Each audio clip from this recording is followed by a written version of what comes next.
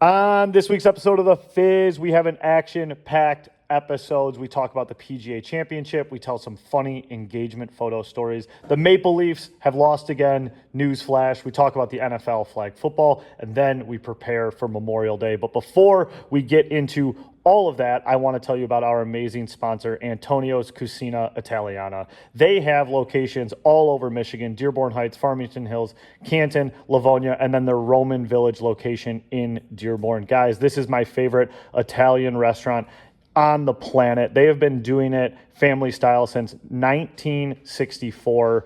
Their food is amazing. Whether you're going to fill up on the garlic bread before you get into your pastina soup and then a bowl of gnocchi, or you're going to go a different route like their chicken Antonio, which is pan-prepared tender breasts of chicken smothered in a creamy white sauce topped with provolone cheese. Their menu is large, it's expansive, and they have all different types of meals for anything that you are feeling. So next time you're going out to eat or you're grabbing a carryout, look up Antonio's Cucina Italiana. Again, Dearborn Heights, Farmington, Canton, Livonia, and then their Roman Village location in Dearborn. You can't go wrong with any one of them that you pick. Go check out Antonio's. It's my favorite restaurant in the world.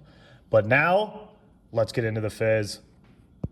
Hello and welcome to episode 185 of the Fizz. Thank you all for joining us. I am with the main men, Ice Cold Brew Lou, Channy Football. It is Wednesday, May 21st. We are so happy to be here with you guys right on the cusp of Memorial Day weekend. Boys, how are we doing? We're doing great. Lou coined it last week, the official kickoff of summer. So cannot wait for Memorial Day this weekend. Can't wait to barbecue in 62-degree weather, sit by the pool in sweatpants and a crew neck, and freeze my dick off in a quarter zip and long pants when we're golfing. Should be a great Memorial Day weekend. Yeah, you hit the nail on the head there, Channy. Weather's not looking like the kickoff to summer, to say the least. Not really good for the bugs either, boys. I'll be honest on that front too. So that's a little disheartening. But let's get it lit. We'll warm it up in a couple weeks. You know, Memorial Weekend's always like this too. You can never tell what's going to happen. One year, I swear to God, it rains on Memorial Weekend more than it's nice out. So this is something that we're used to here as Michiganders. We'll battle through it and enjoy the weekend as much as we can. Still a lot of good stuff to do. Not on the show sheet, but I did have to ask you, Lou. You are going to Movement this year, correct? I am. I will be down there on Sunday. This is about my 14th year going. So yeah, Wow. I gotta keep the tradition alive. Pretty much the same crew that I've been going with since high school. Some of them go for the whole weekend, some of them for a few hours, some of them for a day. But we all do try to make it down there at least one day and keep the tradition alive. And correct me if Who's I'm the wrong. headliner? Yeah, I think the headliner this year, John Summit's one of the big one, Lous? Yeah, John Summit's probably the biggest name. A lot of underground guys. You know, Patrick Topping's going to be there. You got some rap coming there too. ASAP Ferg is actually going to rip it up there. So a nice mix. And correct me if I'm wrong, Lou, isn't TV Lounge 72-hour all you can eat, all you can drink? Yeah, I don't know how much on the food front that they're going to have going on there. A lot of folks aren't that hungry during Movement Weekend for some reason, but they are always, yes, TV Lounge goes for 3 days straight. They never close, basically. Magic Stick's always a big spot. The Russell Industrial Center's open till fucking 9 o'clock in the morning every day. So if you're looking for a night crawling opportunity, it's definitely there for you. Yeah, I am not. That is exciting that you're going. I don't know any of the artists. You know, the last time I was in TV Lounge, place scares me. I'll be honest. Now knowing it's open 24 hours, that is a spooky spot to be. So wait, how many days are you doing again? I'm going on Sunday all day. Nice. Yeah. Do you think it's gonna be a little cooler? Is that welcomed? Are you actually are people, or would you rather it just be the hot sweat box? Don't get me wrong, the ideal temperature is 75, low 80s. You know, you got a tank top on, you're by the river there, you get a nice little breeze. That's the perfect day, perfect weather. But for guys like me, bro, you guys know this. I'm a sweater. I run hot. I'm okay with it at the end of the day. Like I can wear jeans and a t-shirt and not be like sweating my bag off or have duck butter pilled up for a week, So I'm not totally upset about it from that aspect just because I run hot. But for the most part, it's not your ideal weather for this type of situation. The ever so common duck butter buildup for a week. Yeah. Can't really ever avoid that on Memorial Day weekend. No, whether you're golfing or dancing, you got butter for weeks. Yeah, I believe Mosquito Authority has a spray for that as well. So if you have duck butter buildup over the weekend, call the authority. It's not just mosquitoes. Yeah. He's got a remedy for everything. A lot of elixirs this guy's working with. Well, that's great. That's big, exciting. Lou, also, we know you are, you're getting engaged. You are engaged. You're getting married. You're going through all the stuff that goes with that. We heard you ran into a little issue, little snafu with the engagement photos. Would love for you to share that with people. Yeah, for sure. Definitely had a little snafu. So we were down there. We went to Sugar House Bar was like the first spot, and we took some casual pictures over there by the bar. Hit the train station, and we were going over to the Fisher Building to take like the photos. Like the formal. Yeah. Like these are the ones that everyone's gonna see. Your Amber's all jacked up to put them on the invitations. So we brought a little bag to change our clothes in between, and I'm in the car. I'm getting the dress pants out of my dress shoes. I take off my shirt and I'm looking in the bag. There's no button down in there. The button down is gone. So I look up at her and she's kind of she's like, "What's up?" And I'm like, "Dude, I forgot the shirt." And she's like, "What do you mean you forgot the shirt?" I was like, "I don't know how else to break that down to you, but the shirt is not present." So she's like fucking fuming at this point. She's like, and her friend actually came down with us and like carried our stuff and like it was like kind of like the helper or like assistant. She was our Joey, like if you will. She's like, this is the dipshit you're spending the rest of your life with. Yeah. So shirtless she's I was full changing in the middle of the street on in Detroit too, like pants and underwear. She's like, "You have to go in the bathroom to change." I was like, we're downtown, it's fine. So I'm changing. I'm in my underwear. I got no shirt on, and I'm digging through the back of this bag to try to find a button-down shirt. There's no shirt. It's gone. She's freaking out about it. I'm fucking scrambling at this point too. And it's warm out. It's pretty humid. It's 80 degrees. Like there's sweat building up. We're at Duck Butter stage 1 right now. So it's, things are happening mentally. I'm kind of scrambled eggs right now at this point. So I'm looking on my phone to see if there's anything nearby. Nothing comes up on the search. I mean, there's no Target, no Kohl's, not downtown, baby. You don't got nothing. That. So like I put on the white tee that I had and I had dress pants and dress shoes with it. And like, I was like, I guess we got to kind of run with this and like, see what this guy can make up. Dude, I didn't have a choice. And she's like, you're fucking joking me, dude. Like, this is an absolute disaster right now. She's like, I'm going to go find the guy and talk to him and see like what we can do here. So I'm with her friend Alex and I'm like, fuck. And she's like trying to calm Amber down, like keep the situation under wraps. And we're walking into the Fisher Building. I go in there by the fucking sign of the Lord strikes down. There's a tuxedo shop in the Fisher Building. And they're open. They have, dress shirts, polos, all that type of stuff. I go in there. I'm like, dude, please tell me you have like a black button down, at this size that I can get from you. And he's like, yeah, absolutely. No problem.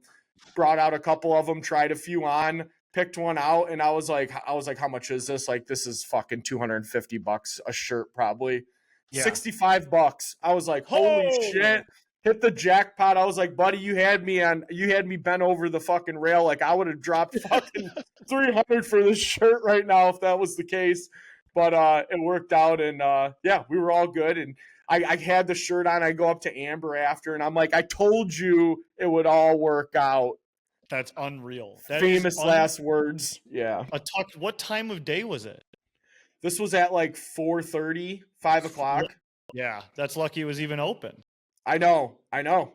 Yeah, That's incredible. got super lucky. So all went good after that. Well, You know, Well, congrats on that, dude. The engagement photos, I got, myself when we did them back in the day, a few years ago. I don't know if you guys remember the famous bird video of me falling down, sliding across the pavement, whole arm gets scraped up, bloody knees, bloody arms, like open bleeding wound, like had to have like active like gauze and toilet paper on it or for like days. That was the night before our engagement photos, and I was wearing like a white sweater. So like, I mean, this thing was like like I could feel this thing like dripping down my sticking. elbows during the day. Yeah, so I had to like cast this arm up underneath, like gingerly get it in the sweater. You just got to fight through adversity through these things. It's one of your early adversities on the way to the wedding. It won't be the last, but you fucking got through it. God threw you a bone. $65 tuxedo shop in the Fisher, or in Masonic or Fisher. Fisher. That's incredible. That's incredible. Congrats to you. God threw you a bone, and he also threw Amber a message. Fucking run. You still got time. She didn't pick it up. Yeah, you were probably smiling big in those photos. Like, see, I told you we were fine. Oh, dude, I was so relieved. I need to rewind a little bit, Frank, because I may have missed this story in translation. So dive a little more into the bird story. What do you mean you got your whole arm scraped? Like, are you not coordinated? We're like doing no-handed bird runs now. No, dude, trust me, I'm real good at the bird. But I had a few cocktails. It was after like a company cocktail night. This is pre-COVID stuff. Company cocktail stuff. I don't know what COVID had to do with anything, but world was different. Way different. I was just saying, like, yeah, it was like mask on, so you couldn't see where you were going. Yeah, like I could breathe fine. Like there was people around. Like I was just kind of talking about how long ago it was. But dude, you can't ignore bug calls right now. It's a fucking spam call. I would have picked it up. Duck butter spray. Someone's live listening, dude. So I'm coming home from like this happy hour, and I'm scootering down. What was it, Grand River, I think. And it gets real like church pew, like it gets real bumpy there for a second, like someone wrinkled the rug. So I'm kind of hitting the bumps, and I'm out of the woods. Like I think I'm good to go. And then I absolutely front tire like dips into this sunken sewer cap, and it doesn't hit it head on. It like kind of clips the side of it, and I hit that, like I'm wobbling from the church pews, and then I hit the sewer cap, and I go right over the handlebars of this lime, and I was cooking. I was absolute full throttle as fast as I could go. I go right over the top, and I lead with my forearm. Like I pop my head up, thank God, and I just lead with this forearm, and it like takes the brunt of it, and it just scrapes all down like the pavement, blacktop, road, whatever it is on Grand River there. And my heels came so far up, like over my head, full scorpion. I thought like my heel was going to hit the back of my head. And the best news is like none of this is an exaggeration, because it's all on video, and I have the video. It's on Champaign Athletics YouTube. It's just called Birdfall, and like you could just look up Birdfall. It's like the top viewed video we have. And my buddy was like working security at the time, or like some form of security, and I was like, hey, I fell off the bike, like do you have access to this camera? And he like found it, and it's a very, very funny clip. And I was bloody as hell. Knees are bloody, jeans are ripped. Like I'm wearing like this like pink Hawaiian shirt. I couldn't look more of like a candy ass. The bird breaks, like the handles like completely turn sideways. Like I try to pick the thing up and like wheel it to the curb, but it like won't go straight. Car pulls up next to me. These girls are like, are you all right? I'm like, yeah, I'm just fine. And then then we had the photos the next day. I came home, bloody mess. Sarah's like, are you fucking kidding me? Like my sweater couldn't have been more white as the driven snow. So yeah, we just had to bandage her up, take the photos, and that was it. But yeah, I took a nasty spill on a bird. Haven't gone down since, knock on wood. But I flew too close to the sun, as some would say. Of all the hours we put into content, that's our most watched video. That's all we have to do for clicks. It's Fuck just ourselves jackass, up. Yeah, we just got to be like Detroit Jackass. Oh, okay. That's Or a just good like- pivot. I like it. It's a highbrow pivot. Well, that's enough engagement talk, enough photo talk. Let's recap some things from the weekend. First thing we should jump into, talking about falling off and smacking your face. How about that PGA Championship? Yikes. That leaderboard was the worst. Our draft was even worse. So, reviewing the teams that we picked, Frank had the best team with 2 guys not get cut of the 3, with Rory, P. Reed, and Colin Morikawa. Rory and Colin Morikawa win a combined +7, and P. Reed was cut. Ice Cold Brew Lou had 2 of his 3 guys cut. Best overall player pick, but 2 guys cut. Bryson goes -6. Spieth and Minwoo Lee cut. I think Minwoo Lee had like a devastating score. Like I don't think he was ever like shit everywhere. Yeah, he like didn't show up. And then Correct. Chandler in an unprecedented draft goes triple cut. Cut. Brooks, Henley, and Oberg. And Brooks, I think Brooks played like complete garbage, but there it is. There you have it. I win with 2 guys not cut. Cash, check, ACH, whatever you guys want to pay me. Venmo, PayPal. That's fine. I can send you a link. Whatever you want. That would be great. But I Chandler, think we gave the people though the pick. What did we say? It's We a said you cheat can't- code to Yeah. take Scotty Scheffler. You Correct. have to read between the lines when we're giving you this information, people. We said you can't pick it because it's too easy. So what do? You sprinkle a little on Scotty and then you throw a little bit on our guys. You come out on top. Read between the lines, people. yeah, this is a deep podcast. You gotta find the answers within what we're saying. That's a great spin zone, Chandler, and you're absolutely right. Scotty Mhm. wins. He's an animal. He's a monster. He's the #1 golfer in the world. Everything you want to say about the guy. Never really in doubt. It got like what on Sunday? He was tied with Rahm for like what a single hole at -9, and then it just one collapsed and the other pulled away. Yep. And I do like to see at the start all the PGA guys were ripping it, and I felt like the Liv was kind of out of it, but it was good to see Rahm, DeChambeau compete. There's still kind of that PGA Liv rivalry, but kind of a nothing burger, like you said, Frank. I feel like by Saturday it was like, all right, here he comes. Once he gets it, he's not going to lose it, and that's really what happened. So hopefully U.S. Open's a little bit better here in the upcoming month, a little more dramatic finish for us here.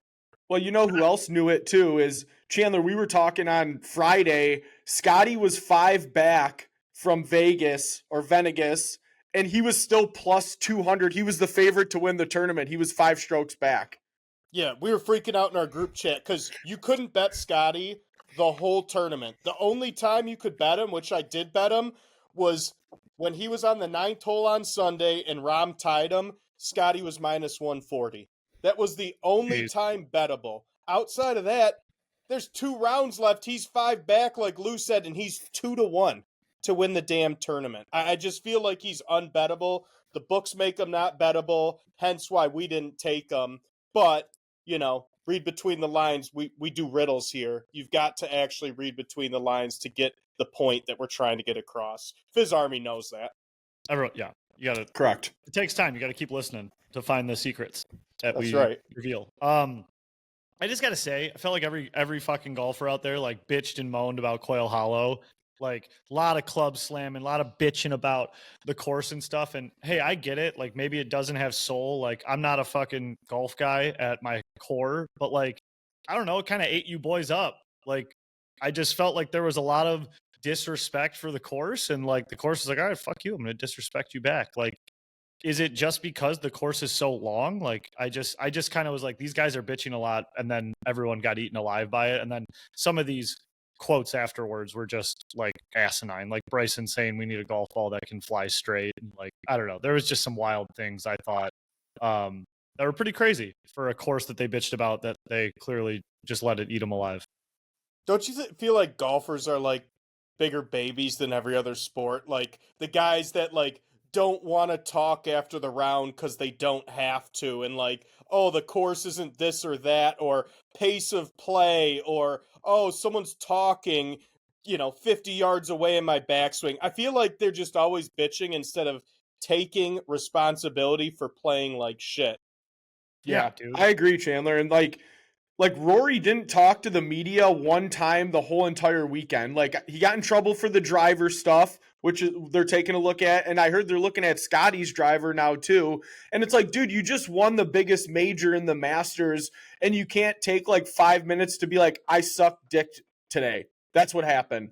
I didn't play well. I don't think it's that big of a deal to do something like that. And props to John Rahm. He actually had a great interview after where they were asking him about when he fell apart at the end and if he was embarrassed. And he's like, yeah, I mean, I'm pissed off about it, but at the end of the day, I golf for a living. Like things could be a lot worse. I can always get better. I'll take this and learn from it, blah, blah, blah.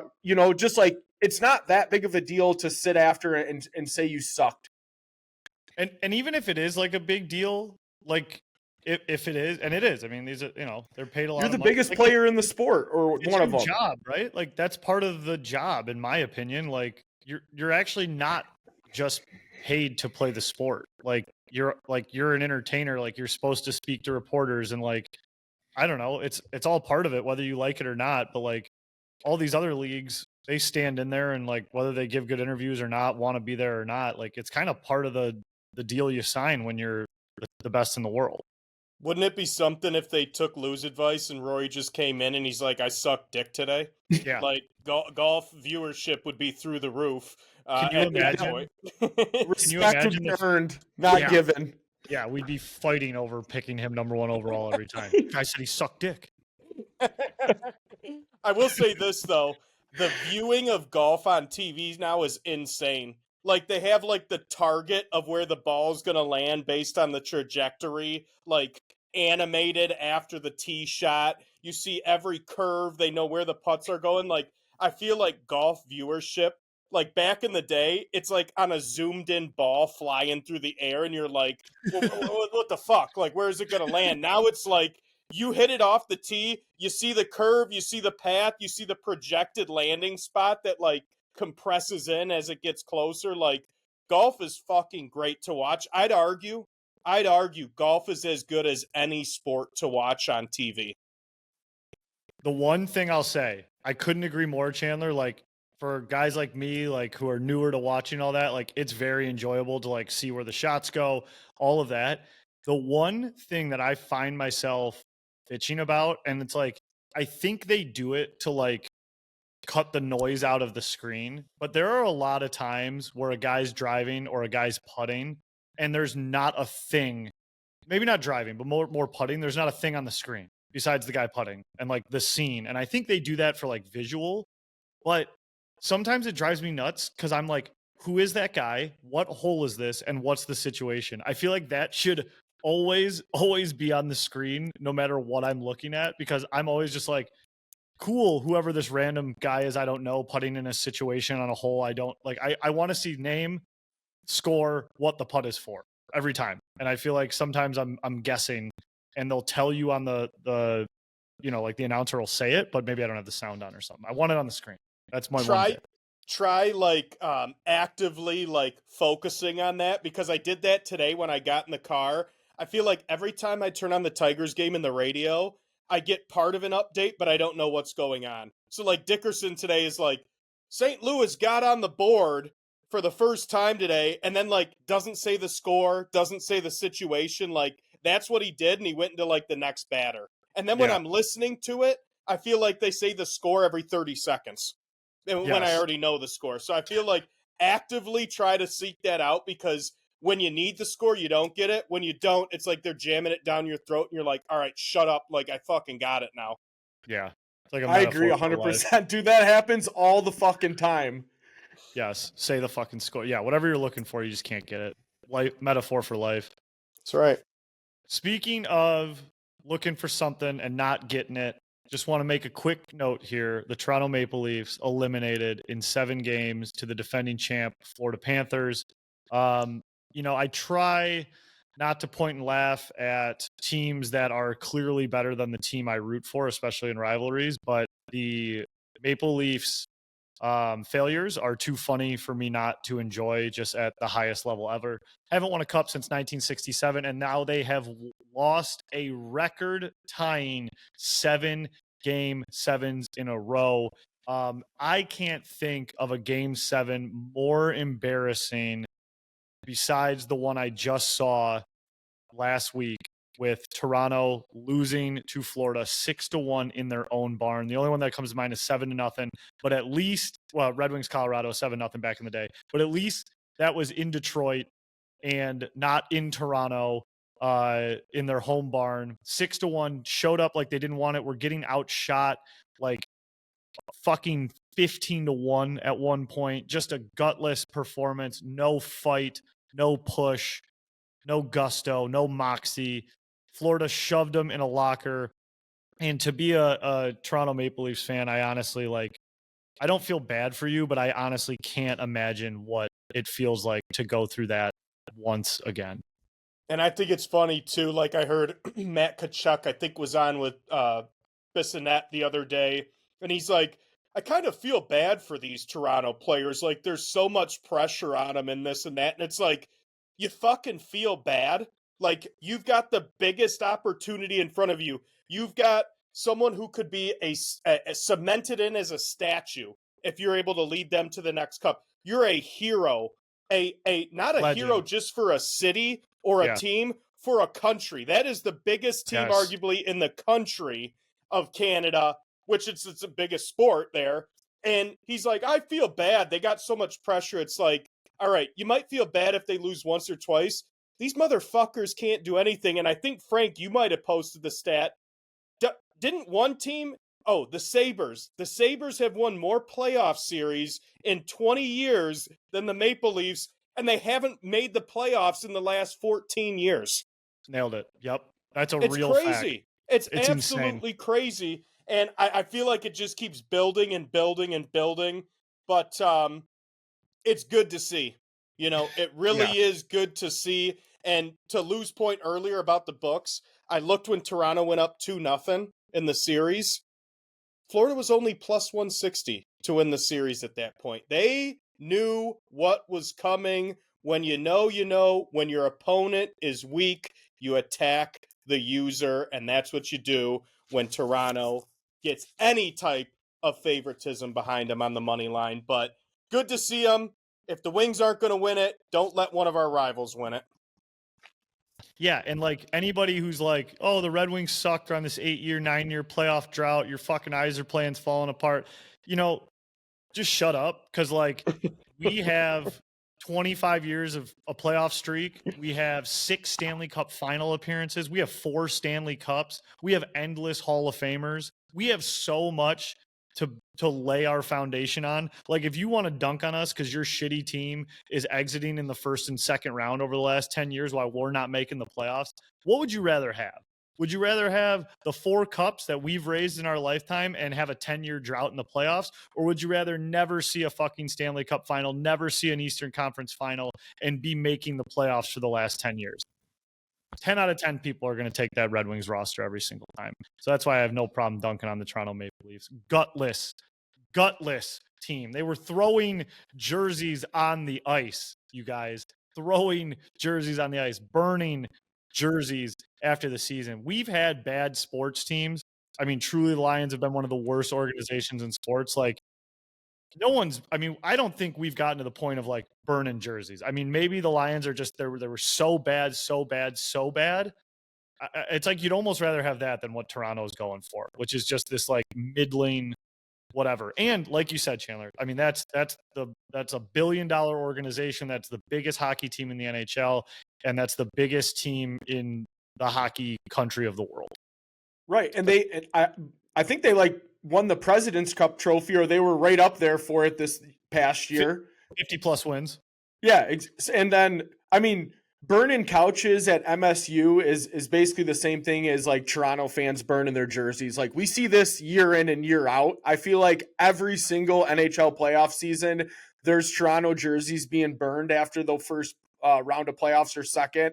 And it's just an ongoing thing, and they're the laughing stock of they're the Dallas Cowboys of the NHL. Like that's all it is. Without the championship. I mean, right? Yeah, without the championship, you give up 6 goals the last 2 home games of your series to get absolutely pounded out. It's just sad. And then you got guys like Mitch Mariner on video screaming at the bench to fucking pick it up. Buddy, you got fucking 2 shots on net. You haven't scored a goal in the last 3 or 4 games. Like, who the fuck is running the show over there? You never really see Austin Matthews like getting any of these guys' faces, or like he seems like he's kind of like, I hate to say this, he kind of like a Dylan Larkin style of leadership, like softer, like voice, like not very outspoken, good hands, like very good skill, but not like that, like general, not the fucking Braveheart at the front of the line holding up the spear, running onto the fucking court first, you know? And I mean, you just look at like Florida's DNA, right? Like the Kachucks, the Marchands, like Bobrovskis, like those are just like dogs you want in a game 7. The Wings lack those guys too. It's like, where is that blood, piss, and vinegar? Like Marchand's 37 years old, dude. Like, and he scored a like goal and 2 assists in game 7. Like, just an absolute competitor dog that when back is against the ropes, that's the guy you want on your team. Like, love him, hate him, whatever. If that guy is on your team, you fucking love him, and he's hated everywhere else. And that's the that's the fucking guys we need in Detroit. We'll get used to it. Marner to Detroit's probably going to happen this offseason. I'm hearing a lot of rumors. Me too. He's going to go down with the Marner ship. You know, and Marner's one of those guys where it's like, I'm not going to actively rah-rah about getting him. Like, he's a good skill player. I mean, I had like 100 points during the season. Don't get me wrong. But it's literally what I just said. Like, I don't know if that's going to translate to the dog we need in the playoffs. Like, he's one of those guys where I'm not going to go nuts and like beg for him and hope we get him and all this stuff. But when he's here, I'll fucking, you know, I'll go wild over it. But until then, I'm not going to get too excited. So that's a little, I was just going to do a little note on the Maple Leafs. Kind of glad we dumped in there, got it off our chest. So Chandler, you were talking about some flag football stuff. Could you tee that one up for us? Yeah, I don't know if you guys saw 2028 Olympics, first year that flag football will be a competition in the Olympics. Not only that, but the NFL did say, hey, our players can pursue actively playing in the Olympics. So it's not just flag football guys, which is kind of funny because it's led to this whole other argument about not only should NFL players be allowed, but like, are flag football players better than NFL players at flag football? So first question, I guess I'm going to pull up a quote that I saw today, and I kind of laughed at it because this is a real quote from the United States flag football quarterback, Daryl Doucette, on NFL players taking Olympic flag football spots. I think it's disrespectful that they automatically assume they're able to just join the Olympic team because of the person that they are. They didn't help grow this game. And I end quote. To which I say, they didn't grow football. Gotcha. So a lot of angles from this one. First, I want to ask you guys, first and foremost, is there any competition? Or do we pack it in, U.S. fucking just steamrolls fucking Mongolia by 7 TDs in the first round? I would say if we can use the NFL players, we're no doubt better. Like, no doubt it's steamroll century if we can get the NFL guys. I got no idea what type of talents with the flag football people. Like, I could see that skill level like having a ceiling across all countries. Dead serious. Like, I could see it in flag football. Like, I don't know who's out there who's because the good football players are probably just trying to be football players. I don't know. Does that sound nuts? Like, where I could see in other countries, like their best football players are trying to be flag football players. So if NFL players are in, I think it's a cakewalk, but I could see like some issues if like, Dorsey Doucette's, leading the charge. Darrell Doucette, how dare you? Yeah, Deuce McAllister leading the charge over there for Team USA. Not as good as Deuce McAllister. I'd rather Deuce McAllister. Oh, yeah. I mean, I could see like Taipei keeping up with Josh Allen in the flat for sure. So, I mean, you never know. Yeah, I It's mean, actually and you get, insane that he would say that they didn't grow the game. Like they are the fucking game, buddy. Like yeah. there is no game without them. There is no you without the NFL. Like I will guarantee that, as Frank would say, Dorsey. Yeah. So Thanks, Source. so my next question was, you guys get to pick 3 players, 3 NFL players that are on the flag football team representing the U.S. 2028. Who are the 3 players, any position you want, that are going to be on your team? Okay, and they play both ways? They could play both ways. They don't have to play both ways. I think it's a little bit deeper of a roster. So fire away whatever you want, however you want to build your team. All right, I'm gonna go right off the rip. The first name, the first guy that I'm adding, no doubt, is Tyreek Hill. Just give me the fastest guy out there. Burn him on routes, in tight, juke like crazy. Give me Tyreek Hill. Number 2, similar but a little more, maybe a little more shake to him.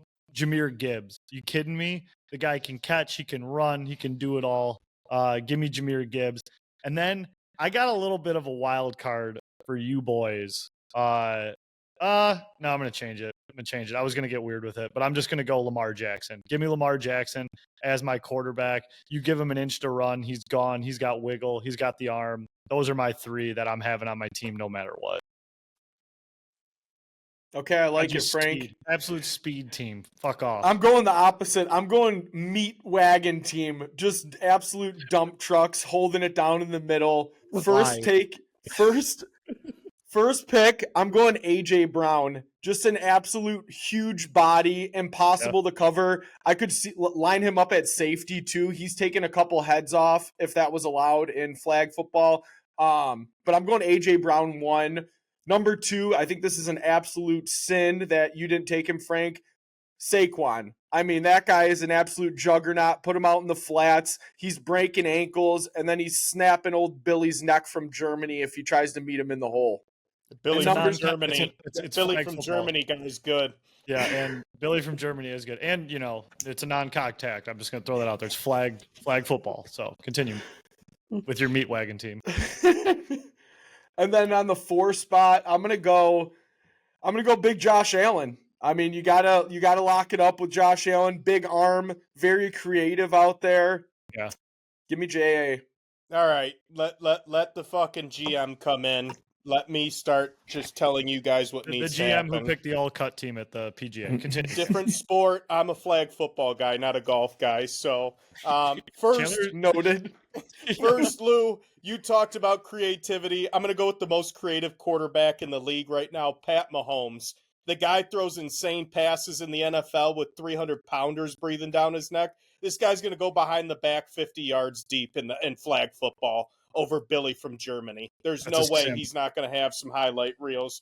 Pat Simp pick. Mahomes, under center. Number 2, we forget about him. He's a rookie. We want versatility, guys that play both sides of the ball. Give me Travis Hunter. Travis Hunter can play offense, can play defense, freak athlete. I mean, the guy can jump out the gym too. So I'm going to take Travis Hunter on my team. And last, I mean, you got to go with the best receiver in the game, Justin Jefferson. If NFL cornerbacks can't guard him, I don't think Billy from Germany is going to be tailing Jefferson on a post or a flag when Mahomes throws it underhand 45 yards. So those are my 3 guys for the flag football team. Cool. Those are our teams. You can vote online to win. No, you can't. I don't know. Those are just our teams. The meat wagon, the speed team, and I don't know. Channy's like the simp team. And a simp team. The simp. I think you have like a simp ass team. I mean, my number 1 pick, I do Billy too. from Germany, got taken. I was going to take him on my team, and Lou jumped in and took him. His Well, head's just- rolling around on the turf right now. Amazing. So, Pizzo, I know you had a game teed up for us for Memorial Day. Why don't we jump into that, close with our single over/under, and then get on I do. our long weekend. All right, this will be a good one here. So it's called Pick a Side. Memorial Weekend edition. So I'm going to give you two different things, and you can tell me which one that you'd rather do this weekend, all right? Or which Sounds thing great. you'd rather have. Frank's cleaning out the garage. That's his side. All right, 100%. here we go. First one, kind of down that path, Chandler. Would you rather mow the lawn or plant a garden? Plant a garden. I don't mow the lawn. I don't own a lawnmower. Someone does it for me. I'm the master weeder at the house. There is not weed, clover in the yard. I am out there hawking it, weed whipping it, keeping everything in line. I am planting a garden. And if I were to plant a garden, I'm going to do a vegetable garden. Although, Lou, you've seen my backyard. Too much wildlife, woods behind there. Would never be able to work at my house. But plant a garden over cutting the grass. I'm gonna agree with Chandler, but not seem as pretentious when I say it. I also don't own a mower. It's a service that's done. And fun fact, last weekend, boys, I planted a vegetable garden in our little planter. We Wow. got tomatoes, jalapenos, parsley, mint. What else we got in there? I can't think of anything else. We have more than that though. We have more stuff than that. A lot of tomatoes coming in. But yeah, cilantro. It'll be good. It'll be good. I will say stuff. this, Frank. Green onion. Neighbors planting garden, mint, mojitos. Use the mint for mojitos. Great. Fresh mint for mojitos this summer. Yeah. So Okay, I'm going opposite of you guys. I'm going mow the lawn, ice cold beer, throw the headphones on. That maybe not this weekend, but usually tank top, maybe shirtless. Let the neighbors see the nipples. I'm mowing the lawn, boys. Good for What do you. you like flash them in your tank? Let them see the No, nips? well, sometimes I go shirtless depending on the heat index. You got a riding mower, Mo? Lou? No, I'm a push guy. What stage of duck butter does it take to go shirtless? 3? Yeah, 253 for sure. Yeah, okay. Mhm. Yep. All right, number 2. Which sausage are you grilling? You going with your classic Italian sausage, or you going with your classic Polish kielbasa sausage? I already know Chandler's answer. I'll lead off. I'm going Italian sausage. I'm an Italian guy. Give me the Italian sausage every time. Let's put some mustard on it. Give me some peppers on that boy as well. Get it on a sesame seed bun. Can't beat it. Italian sausage. All right. You don't know my answer because I'm going with you, Frank. I'm going sausage, Italian sausage, and I'll even one up it. Rinaldi's hot Italian sausage. Give it to me there. Little giardiniera on there. Little bit of brown mustard, yellow mustard, jalapenos, and have a good old time. I thought you were the King Polak. I thought you were Polacking out on I had kielbasa last week. I had Kowalski, but I do it on the stove. If you're talking about grilling, I'd rather grill sausage than kielbasa. On the stove, give me a kielbasa. Fair enough. Good point. Good point. I'm with you guys. I am going with the classic Italian as well. Nothing like some crisp onions, a little bit of peppers melted down on there. I put a little cheese on top of mine too. Yeah, you do. This is a classic Italian sausage on the grill. Nothing like it. Number So 3, would you rather go fishing or attend a show/concert? Ooh. All right. So I'm going to say this. It's Memorial Day weekend. You don't do things you usually do. Concerts happen all the time, all year round. Go out and try something new. Go out, fish. You said it, Lou, last week. It's the unofficial start to summer. It's a good summer activity. Out on the lake, fishing, making it happen. Now, Lou, I'd have to go with someone like you who knows what they're doing, who knows where to go, who knows how to unhook a fish out of it. I don't know any of that. But if you're asking what I'd rather do on Memorial Day weekend specifically, I want to go out on the water and fish. yeah, I think we got to assume it's nice weather, but this weather is going to kind of stink. But honestly, I'm a concert guy. We've been going to concerts inside for most of the year. Get me outside on a lawn. Get me to Freedom Hill. Get me to Pine Knob. Whatever it is. Get me sitting on a lawn. Give me a beer, listening to some music. Give me the concert every time in summer or Memorial Day, depending on the weather. Like it. I like it. I am going Actually, I'm going concert as well because I do frequent fishing on the weekends during the summer. Memorial weekend, if you don't know, is actually a little bit early in the fishing season too because the water's still a little bit chilly. You want that to warm up a little bit, get a little bit more fish activity. So that being said, I'm going to go with the concert as well. You just gotta be a better fisherman if you want to catch it in the cold water. I mean, That's I'm not what I'm saying hearing. they're not out there. Not saying they're not This out is a there. show where you read between the lines, and that's what I'm reading. Pretty I funny hear you. that pretty funny that Chandler leads with like, I would have to go with you, Lou, because I don't know what I'm doing. And then like Yeah. make Now he's finding fun the of him. fucking fish. Yeah. Yeah, now he's like telling you how to do it. So Yeah. Hey, Thanks. there we go. Read between All the right. lines. Would you rather have a day on the links or a day by the pool? Mind you, this is a nice day. On the links, easy answer. The pool's there. You could go during the week. You could do this or that. And guess what? My wife doesn't play golf. On the links. absolutely dragged. Yeah, give me time out on golf. Golf, you get like 3 months a year. There's indoor pools. Pools are there. They're here. They're there. Like public ones. People splashing around. I'm not even in there that long. I'm not going to be in there for 4 or 5 hours. Love a day by the pool, but I think right now, like that precious time out on the links. Give me the links. Yeah, I'm going with the day on the links with you boys. I think that's an easy answer, especially barring the weather here. I'm drinking on the links 10 out of 10 times. And it's funny that you mentioned that because Lou asked me before we started recording how he could get better at golf and for some lessons. So I know I asked him about fishing, but he did reach out to me about golf and getting better at that. Yeah. Yeah, did he? Yeah. He reached out to me about duck butter. All right, who's got the over under? It's time. I'm over it All now. right, I got it. You ready for this one? Yeah, what is it, dude? Jesus. All right, here we go.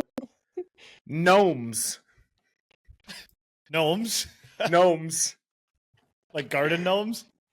Yes. All right, I'm going to jump in here. I'm going to say gnomes are underrated. I feel like you don't see enough gnomes on lawns these days. I feel like it's something that reminds you of like going to your grandparents' house or like a great uncle's house. Like I feel like it's a very old school, homey, nostalgic feeling. I feel like there's some good lore associated with gnomes. I feel like there's good gnomes, mischievous gnomes, probably bad gnomes. And I feel like if you pick the correct gnome for your lawn, it's a good pick. I know my buddy has a Detroit Red Wings gnome that I've always been a big fan of, and he likes it so much that like it fades to pink in the summer and then he repaints it red every year. So I'm going to say gnomes, good garden addition. Don't see enough of them. Underrated gnomes. I'm going to go overrated. I've never had a gnome. I don't know many people with gnomes. I don't know. Just not my type of thing. I'm not a big gnome guy. I don't know. Doesn't fit my style of what I want to see on the exterior of a home. Frank said it. It's like what you see at your grandparents. Maybe one day I'll like gnomes, but for a guy my age, I'm not big on gnomes, not a big guy. Get a pot of flowers. Do some landscaping. You don't need a fucking gnome. Overrated. I'm going underrated. I think gnomes bring a lot of character to your garden. These kind of, help out the flowers, Chandler. It's like a nice piece to go along with it. No, they don't. They don't It help out shows the you- flowers. It tells you a lot about the person based off what type of gnome they have in their garden as well. Like, is he a little tiger's gnome? Maybe, maybe he's an artist gnome. Maybe he's a lawn mowing gnome. It depends on, you got to find your gnome, Chandler. That's the theme of the summer. Find your gnome. Okay. Find your gnome, buddy. Don't find your beach. Find your gnome. Underrated. Okay. All right. Well, we did it. Episode 185 is complete. A very thoughtful and inquisitive type Fizz here for episode 185. I hope you guys enjoyed it. Don't forget to read between the lines on everything we're saying. I hope everyone has a fantastic and safe Memorial Day weekend. Have fun in all your activities. We appreciate you guys listening, and we will see you next week. Find your gnome, folks. Peace. Yeah. The Tigers rock. Can't believe we didn't talk Tigers, but they rock. Okay, if you were wondering, Tigers rock. Everyone have a good week. See you.